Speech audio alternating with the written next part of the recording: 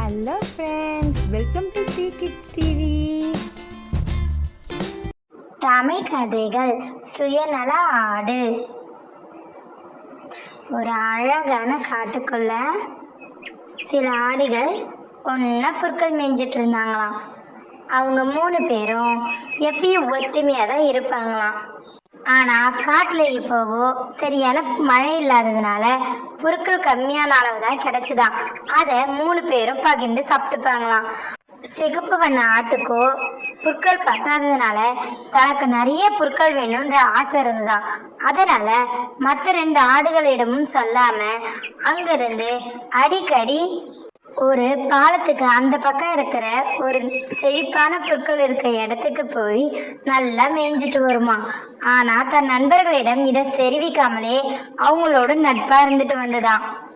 நண்பர்களுக்கு இந்த விஷயம் தெரிஞ்சுட்டா அவங்களும் அங்க வந்து புற்கள் மேய்வாங்க, அப்ப தனக்கு புற்கள் தட்டுப்பாடாயிடும் அப்படின்னு நினைச்சா சுயநல ஆடு அவங்கக்கிட்ட சொல்லாமலே அடிக்கடி பாலத்தை கடந்து அந்த பக்கம் போய் புற்களை மேய்ஞ்சிட்டு இந்த பக்கம் வருமா. ஒரு நாள் வழக்கம் போல 2 ஆடுகளையும் தனியா விட்டுட்டு சிகப்பு ஆடு அவங்களுக்கு தெரியாம பாலத்தை கடந்து போச்சான். அத தூரத்துல இருந்த நரி ஒண்ணு பார்த்துடுச்சான். ஆஹா, தனியா ஒரு ஆடு மாட்டிக்கிச்சே, இது எப்படின்னா கொன்னு சாப்பிட்டுடணும் அப்படின்னு நினைச்ச நரி தந்திரமா அது பின்னாடியே போச்சான்.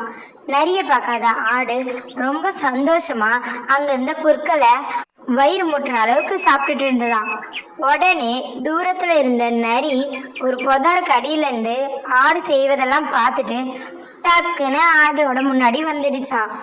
ஆட்டுக்கு நரிய பார்த்ததும் என்ன பண்றதுன்னே தெரியலையாம். நரி சொல்லிச்சான், வசமா தனியா வந்து மாட்டிக்கிட்டல, இன்னைக்கு நீதான் என்னோட உணவு அப்படின்னு சொல்லி ஆடு மேல பாய்ஞ்ச நரி ஆட்டை சாப்பிட்டுடுச்சான். அதுக்கப்புறம் நரியும் ரொம்ப சந்தோஷமா அங்கிருந்து போயிடுச்சான். சுயநல ஆடு. இந்த கதையிலேருந்து நம்ம என்ன தெரிஞ்சுக்கிறோன்னா, ஆடு தன் நண்பர்களுக்கு உண்மையா இல்லாம சுயநலமா நடந்துக்குச்சு. அதாவது தனக்கு மட்டும் கிடைச்ச பொருட்களை தன் நண்பர்களுடன் பகிர்ந்துக்காம தனியா சாப்பிடணும்னு ஆசைப்பட்டு அதை மறைச்சி தனியா சுயநலமா சாப்பிட்டுட்டு இருந்தது. ஆனா ஒரு நாள் அது பாலத்தை கடக்கும் போது நரி அதை பார்த்துடுச்சு. அதனோட விளைவா நரி அந்த ஆட்டுக்குட்டியை வேட்டையாடி சாப்பிட்டுடுச்சு. இதுல இருந்து நம்ம என்ன தெரிஞ்சுக்கிறோம்னா, சுயநலமா இருக்கக்கூடாது.